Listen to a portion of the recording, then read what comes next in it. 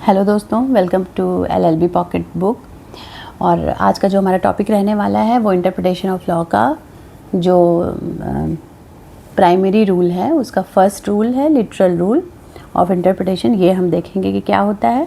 तो literal rule of interpretation जो होता है इसको ग्रामेटिकल रूल भी कहते हैं या plain meaning rule of interpretation भी कहते हैं, जिसका सीधा सा मतलब है कि जो भी वर्ड स्टैट्यूट में लिखा है, लॉ में लिखा है, सिंपल उसका जो डिक्शनरी मीनिंग है या जो फेमस मीनिंग है, जो आम जन धारणा है कि इसका ये मीनिंग है, उसी को कोर्ट लेगी अगर वो क्लियर है, अनएम्बिगस है, एब्सर्डिटी उसमें नहीं, यानी किसी प्रकार से वो भ्रामक नहीं है, उसमें कोई भ्रांति नहीं, कोई कन्फ्यूजन नहीं है, कोई दो राय नहीं है, तो फिर कोर्ट उसका सिंपल वही मीनिंग लेके उस लॉ को इंटरप्रेट कर देगी, केस को सॉल्व कर देगी। ठीक है, तो कोर्ट के लिए ये रूल है कि सबसे पहले कोई भी केस आएगा तो सबसे पहले वो लिटरल रूल को ही अप्लाई करेगी इंटरप्रिटेशन के लिए। सबसे पहले वो यही ट्राई करेगी कि लिटरल रूल से ही इंटरप्रिटेशन हो जाए। अगर के उससे नहीं सॉल्व होता है या कोई वेगनेस पैदा होती है, कोई एब्सर्डिटी आती है या लॉ का इंटेंशन डिफीट होता है, यानी इंटेंशन नहीं क्लियर हो पाता है कि लॉ क्या कह रहा है और केस मतलब डिसीजन कैसा हो गया है, तब कोर्ट लिटरल रूल को छोड़ के सेकेंड जो रूल है वो अप्लाई करेगी। लेकिन अगर मीनिंग बिल्कुल क्लियर है, वर्ड क्लियर है, सिंपल है, इजी लैंग्वेज में है, तो फिर वो और लेजिस्लेचर का इंटेंशन क्लियर है तो फिर लिटरल रूल ही अप्लाई करेगी। यानी उसका जो लैंग्वेज, सिंपल लैंग्वेज में डिक्शनरी में जो भी मीनिंग दिया गया कोर्ट उसी को लेगी, उसी के अकॉर्डिंग केस को सॉल्व कर देगी। ठीक है, literal rule means what the law से। ठीक है, कोर्ट मैं एक बार इसे पढ़ देती हूँ जो मैंने नोट्स बनाई। अगर आप इतना भी लिख देते हो एग्जाम में, that is sufficient. Literal rule of interpretation introduction. Court will first apply this rule. This rule is also called grammatical rule और प्लेन मीनिंग रूल। हाँ, इसे हम ग्रामेटिकल रूल भी कहते हैं क्योंकि भाषा में जो, जैसे भाषा के अकॉर्डिंग जो लिखा है सिंपल उसका ट्रांसलेशन कर देना है, तो इसलिए इसको ग्रामेटिकल भी कहते हैं। या प्लेन मीनिंग, उसका जो प्लेन और सिंपल मीनिंग है उसको ही कोर्ट लेती है। और मतलब अपनी तरफ से कोई दिमाग नहीं लगाती है कोर्ट, जो लिखा है बस उसका मीनिंग देखना है और हमें उसी को अप्लाई कर देना है। कहने का मतलब ये, कोर्ट को खुद कोई इंटरप्रिटेशन नहीं करना है, अपना कुछ नहीं देना है view. Rule of interpretation, court को कोई अलग मीनिंग नहीं निकाल सकता है court. This rule is used when the meaning of the words are clear and word in simple language and legislative intention is also clear. Literal rule means what the law say, मतलब law क्या कहता है, simple, बस law जो कह रहा है उसी को आपको बता देना है कोर्ट को। मतलब इफ़ अगर लिटरल रूल अप्लाई होने से लॉ में कोई वेगनेस, एब्सर्डिटी आती है तो लॉ का इंटेंशन क्लियर नहीं होता है, तो लिटरल मीनिंग रूल अप्लाई नहीं होगा। ये लिमिटेशन है। ये सबसे सेफेस्ट रूल है, इजी रूल है। सेफेस्ट रूल है क्योंकि जैसा लेजिस्लेचर ने, पार्लियामेंट ने बनाया है वैसा ही जुडिशरी को उसको बता देना है, इंटरप्रेट कर देना है, तो उसको अपनी तरफ से कुछ करना ही नहीं, तो जुडिशरी भी सेफ है, कहीं भी वो अकाउंटेबल नहीं है फिर अपने डिसीजन के लिए। इजी रूल है, कुछ मेहनत ही नहीं जुडिशरी को, लॉ जैसा लिखा है सिंपल उसको ट्रांसलेट कर दो, उसका मीनिंग बता दो, दैट्स ऑल। केस लॉ हम इसमें देख लेते हैं। एक फेमस केस लॉ है Jugal Kishore versus Ram cotton company, AIR 1955, supreme court 376। अगर आप इतना याद करके लिख देते हो दैट इज सफिशिएंट, बट आप इसके फैक्ट देख लेना, मैं यहाँ पर इसके फैक्ट नहीं बता रही हूँ। इसमें जो प्रिंसिपल प्रोपाउंड हुआ था वो यही है कि जब भी इंटरप्रिटेशन करना है तो लिटरल रूल ही अप्लाई करना है। जो मतलब कोर्ट ने कहा है कि जुडिशरी जब भी इंटरप्रेट करेगी तो सबसे पहले उसको लिटरल रूल ही अप्लाई करके देखना है। अगर उससे सॉल्व हो जाता है तो ठीक है, नहीं तो फिर सेकेंडरी रूल उसके बाद देखते हैं। दूसरा केस है इसमें Motipur zamindari company versus state of Bihar. ये बहुत ही फेमस रिलेवेंट केस है। अगर आप ये केस लिखते हो 100% आपको बहुत अच्छे मार्क्स मिलेंगे। इसके मैं आपको फैक्ट बता देती हूँ। शुगर केन केस के नाम से भी इसे जानते हैं। एक्चुअली बिहार स्टेट ने क्या किया था कि टैक्स के कुछ न्यू लॉ लाए थे उन्होंने, जिसमें वो ये कह रहे थे कि जो वेजिटेबल जो ग्रो करते हैं किसान, उनको टैक्स नहीं देना होगा, उनको एग्जेम्पशन दे दिया था और बाकी पे टैक्स इम्पोज हो रहा था। तो ये जो थे जमींदारी, क्या नाम इनका है, जो भी है, इन्होंने ये शुगर केन का मतलब काम करते थे, सेल करते थे, खेती करते थे, ऐसा कुछ था। तो इन्होंने बोला कि हम तो नहीं देंगे क्योंकि खेत में उगता है, जो सब्जियां खेत में उगती हैं वो तो सब्जी, जो भी खेत में उगता है वो तो सब्जी होती है और उस पर नहीं लगेगा टैक्स। तो सुप्रीम कोर्ट ने कहा कि नहीं, शुगर केन सब्जी नहीं है, क्योंकि एक आम जन धारणा है कि ये जो है वो सब्जी नहीं है। सभी लोग जानते हैं कि sugar cane is not a vegetable, तो शुगर केन को एग्जेम्पशन नहीं मिलेगा, आपको टैक्स देना होगा, क्योंकि पॉपुलर मीनिंग में दिस इज़ नॉट वेजिटेबल। तो यही कहने का मतलब है, यही लिटरल रूल है कि जो पॉपुलर मीनिंग है किसी वर्ड का वो ही लिया जाएगा, उसके अकॉर्डिंग। देखिए मैं बार बार कहती हूँ ना, केस सॉल्व करना, तो ये एक केस था जिसमें ये रूल लगा के कोर्ट ने इसे सॉल्व कर दिया और फिर इनको टैक्स देना पड़ा था। बहुत ही फेमस है ये और बहुत ईजी है। अब हम देख लेते हैं इसके एडवांटेज। एडवांटेज ये है कि it represent the legislature intention. Parliament की इंटेंशन को बताता है कि पार्लियामेंट जो लॉ बनाया था वो किस इंटेंशन से बनाया था, वो क्या कहना चाहते थे, उनका क्या ऑब्जेक्टिव था।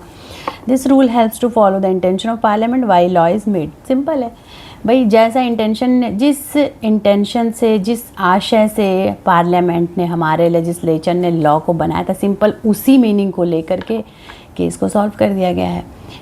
इसका मतलब ये होता है कि जैसे जुडिशरी अपना कोई दिमाग नहीं लगाती, वही दिमाग लग रहा है जो लेजिस्लेचर ने अपना लगाया था, सेम उसी तरह से केस को सॉल्व कर दिया जा रहा है। कहने का मतलब जब ये रूल नहीं लग पाता है तब जुडिशरी को अपना माइंड लगाना होता है, तब जुडिशरी की इंटेंशन भी उसमें शामिल हो जाती है। पार्लियामेंट की इंटेंशन हो सकता है कहीं आगे पीछे हो जाए, पर जुडिशरी अपना माइंड लगाती है। तो यहाँ पर वो चीज़ नहीं है, जो पार्लियामेंट का इंटेंशन है, जो वो चाहती है, यहाँ पर वही होता है, क्योंकि ये सिंपल प्लेन मीनिंग रूल है, यानी जो लिखा है उसी का आपको मीनिंग दे देना है। इसका मतलब ये बहुत ही ईजी है दोस्तों, ये बहुत ही ईजी है। बस एक बार पढ़ने में ऐसा लगता है कि क्या है, बट अब और सब लगभग सेम सा ही लगेगा आपको। सेकेंड है, it ensure certainty in law. ये लॉ में सर्टेनिटी इंश्योर करती है, सुनिश्चित करती है।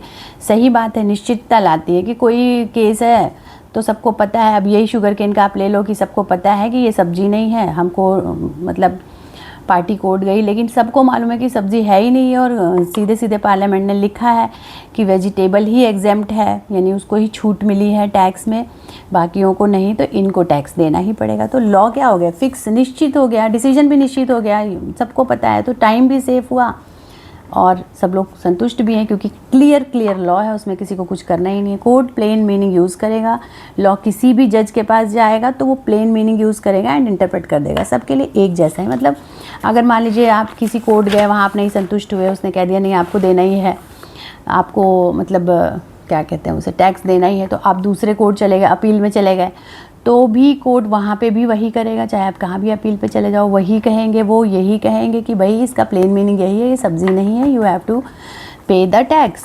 तो मतलब सब जगह वही डिसीजन आएगा। तो ये क्या है, ये जुडिशरी के, ये लॉ के सर्टेनिटी को दिखाता है कि आप कहीं भी जाओगे, किसी भी कोर्ट में जाओगे डिसीजन यही होगा, तो सर्टेन हो गया, डिसीजन फिक्स हो गया।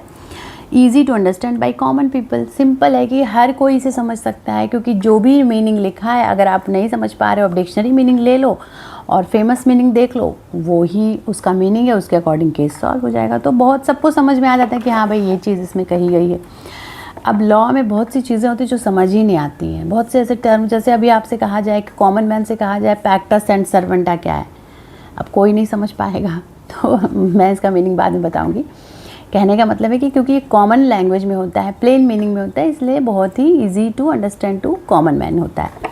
Save the time of court, court का टाइम सेव करता है, क्योंकि उनको डिसीजन मेकिंग में बहुत आराम से हो जाता है, उनको अपना माइंड नहीं यूज़ करना है, कोई अलग से रेफरेंस नहीं यूज़ करना है, दूसरे केस लॉ को उनको नहीं पढ़ना है, उनको किसी से सलाह नहीं लेनी है, किसी एक्सपर्ट से, क्योंकि वर्ड लिखा है उसका प्लेन मीनिंग उन्होंने देखा, अगर उनको थोड़ा भी कन्फ्यूज़न हुआ डिक्शनरी मीनिंग देखा, फेमस मीनिंग देखा कि क्या आम लोगों में फेमस है और इंटरप्रेट कर दिया, तो कोर्ट का टाइम ऑब्वियसली सेव ही होता है, इससे बचता है। प्रेडिक्टेबिलिटी, बहुत ही सिंपल। प्रेडिक्टेबिलिटी मतलब किसी चीज़ को पहले से प्रेडिक्ट कर लेना, एक तरह से भविष्यवाणी कर लेना कि हाँ ये ऐसे ही होगा, तो प्रेडिक्टेबिलिटी तो है ही। आप केस पढ़ोगे तो देख लोगे कि इसका ये वर्ड है, इसके ये मीनिंग है, तो इसमें यही लॉ लिखा है, लॉ ऐसे कहता है कि इसको ऐसे सॉल्व करना, तो इसका मतलब इसका ये रिजल्ट निकलेगा। इसके प्लेन मीनिंग अप्लाई करने से डिसीजन को प्रिडिक्ट करना इजी हो जाता है, क्योंकि डिक्शनरी मीनिंग को ही अप्लाई करना है या फेमस मीनिंग को ही अप्लाई करना है, बहुत ही सिंपल है। सुप्रीमेसी ऑफ पार्लियामेंट, हाँ ये पार्लियामेंट की सुप्रीमेसी को दिखाता है, यानी कि जुडिशरी कहीं कहीं जहाँ पर वो इंटरप्रिटेशन देती है अपने अकॉर्डिंग, जब किसी केस में कंस्ट्रक्शन करती है वो लॉ का, अभी कंस्ट्रक्शन आगे हम पढ़ेंगे, तब वहाँ पर जुडिशरी की सुप्रीमेसी होती है, वो अपने अकॉर्डिंग देती है मीनिंग वर्ड को। लेकिन यहाँ पर क्या है कि जुडिशरी को अपना माइंड लगाना ही नहीं है, जो पार्लियामेंट ने वर्ड लिखा है उसका जो फेमस मीनिंग है, जो पार्लियामेंट ने बताया उसको वो ही बता देना है। तो यहाँ पर जुडिशरी किसके अकॉर्डिंग चल रही है, पार्लियामेंट को फॉलो कर रही है। तो किसकी सुप्रीमेसी हुई, पार्लियामेंट की सुप्रीमेसी हुई। Court can not modify the rule, it is interpreted as parliament made it. Court अपने हिसाब से इसको मॉडिफाई नहीं कर सकती, ये उसी तरह इंटरप्रेट किया जाएगा, उसी तरह इसका अनुवाद किया जाएगा जैसे पार्लियामेंट ने कहा है, उसी तरह इसको एक्सप्लेन किया जाएगा जैसे पार्लियामेंट ने कहा है। अभी हम इसका डिसएडवांटेज देखेंगे। तो डिसएडवांटेज इसका ये है कि creates lacuna, it creates lacuna. Lacuna मतलब होता है लूप होल इन लॉ, कमी। कई बार होता है कि जो प्लेन मीनिंग होता है वो इंटेंशन को नहीं, पर उससे जस्टिस नहीं हो पाता है, उसका जो अक्यूज्ड होता है फ़ायदा उठा लेता है।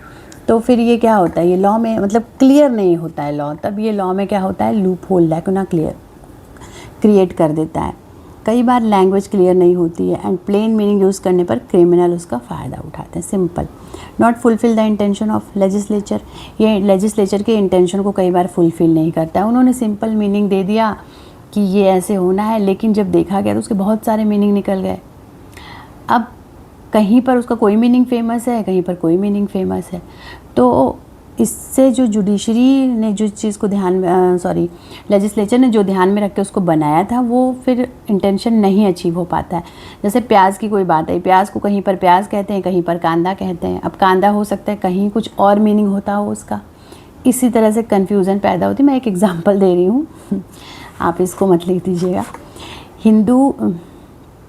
अब एक केस था कि हिंदू जो है वो बाईगैमी नहीं कर सकते, एक से ज़्यादा शादियाँ नहीं कर सकते हैं, मतलब इसके समझाने के लिए एग्जांपल है ये। तो लोग क्या करते थे कि मुस्लिम धर्म को अपना लेते थे, कन्वर्ट होकर के 2 मैरिज कर लेते थे, 3 करके, क्योंकि उसमें 4 मैरिज अलाउ हैं, लीगली अलाउड हैं। तो कोर्ट ने एक रूल बनाया 1995 में कि कोई भी अगर ऐसा करता है कि बाईगैमी के लिए वो मतलब वो दूसरी शादी करने के लिए वो मुस्लिम धर्म को अपनाता है, फिर तो वो बाईगैमी के लिए लाइबल होगा, उसको आईपीसी के अंडर पनिशेबल एक्ट माना जाएगा। अब तो आईपीसी रिप्लेस हो गया है, आई थिंक बीएनएस से रिप्लेस हो गया है आईपीसी। तो अभी जो बीएनएस में सेक्शन है बाईगैमी का वो शायद 82 है, तब आईपीसी में कुछ और रहा होगा। तो फिर क्या हुआ, इसमें ऐसा हुआ कि शायद 2000 में या कब एक कपल के ख़िलाफ़ कुछ ऐसा केस हुआ, तो उन्होंने कहा कि कोर्ट तो 1995 में लाई थी और हमारी शादी उसके पहले 1990 में हुई है, तो हम कैसे इस रूल के अंदर आ गए। तो कोर्ट ने कहा कि नहीं, जो 1995 से पहले भी जो लोग हैं वो भी इसके अंदर पनिशेबल माने जाएंगे, उनकी मैरिज भी इनवैलिड मानी जाएगी। तो मतलब कहने का मतलब है, अब ये देखिए यहाँ पर क्या हो गया, ये देखिए लूप होल भी क्रिएट हो गया कि लोग परेशान हैं कि भैया जब रूल 1995 में है, उसके पहले कोई रूल ही नहीं था, तो हमको क्यों इसमें अक्यूज़्ड बना रहे हैं। तो क्लियर नहीं हुआ ना, तो फुलफ़िल नहीं हो पाता है इंटेंशन लेजिस्लेचर का। कहने का मतलब इससे अनक्लियरिटी पैदा होती है, एब्सर्डिटी पैदा होती है। थर्ड है, it may lead to injustice and harsh and vagueness in some cases. अब इसी में बाईगैमी में आप देख लीजिए, जब लॉ नहीं था तब किसी ने शादी की, अचानक से एक लॉ है कि अगर कोई ऐसे शादी करता है तो वो इनवैलिड है। भैया उसकी शादी के 5 साल 10 साल बाद आप लॉ ला रहे हो, तो वो उसकी मैरिज भले वो मोरली गलत है लेकिन वो तो वैलिड ही मानी जानी चाहिए ना। तो ये इनजस्टिस हो रहा है ना, हार्शनेस, वेगनेस आ रही है, यानी कठोर है बहुत, ये कहीं कहीं बहुत इसका कठोर वो हो जाता है। कहीं कहीं ऐसा होता है कि जस्टिस ही नहीं हो पाता है, अब बहुत ही हार्श डिसीजन कोर्ट को मजबूरी में देना पड़ता है। कोर्ट भी समझ रही गलत है लेकिन उसको देना पड़ता है। तो ये इसके कुछ डिसएडवांटेजेस हैं। तो हमारा ये टॉपिक पूरा हो गया है। इसमें 1-2 चीज़ें मैं आपको और बताऊंगी जो कि ऐसा है कि एक मेन पॉइंट की तरह है, आप वो भी लिख लोगे तो कुछ भी नहीं याद है तो भी वो याद है, तो भी आपका काम अच्छे से चलेगा। जैसे क्या है main point, give word their ordinary and natural meaning. Words को उनके ऑर्डिनरी एंड नेचुरल मीनिंग देने हैं, आपको कुछ अलग से नहीं करना है। जुडिशरी को मतलब do not read anything which is not written into the statute.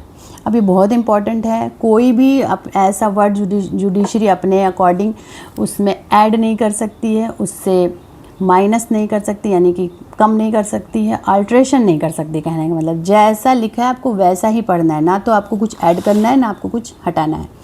देखिए यहाँ पर बताया, डू नॉट इग्नोर और omit any word use by legislature. Legislature ने जो वर्ड लिखा है आप उसको इग्नोर नहीं कर सकते, ओमिट नहीं कर सकते, यानी हटा नहीं सकते, आपको पढ़ना ही पढ़ना है। भले ही उससे रिजल्ट हार्श हो रहा है, डिसीजन बहुत कड़ा हो रहा है, एब्सर्डिटी आ रही है, भ्रांति आ रही है, लेकिन आपको वैसे ही करना है। Apply the law as enacted when the wording is clear. जब वर्डिंग क्लियर है तो जैसा लॉ है वैसा ही उसको आपको अप्लाई कर देना है। तो दोस्तों ये हमारा टॉपिक पूरा हो गया और मैं आपको फिर से बता देना चाहती हूँ कि ये CCS यूनिवर्सिटी के सेमेस्टर एग्ज़ाम्स के लिए है। 6 सेमेस्टर में ये सब्जेक्ट अभी तो है, अब आगे चेंज होगा तो मैं नहीं कह सकती। 6 सेमेस्टर का सबसे पहला सब्जेक्ट है ये statute of interpretation of statute. तो आप इसे पढ़ लीजिएगा, देख लीजिएगा। जो भी इसमें आपको कमी नज़र आई हो मेरी वीडियो में, आप प्लीज़ कमेंट करिएगा। Thank you.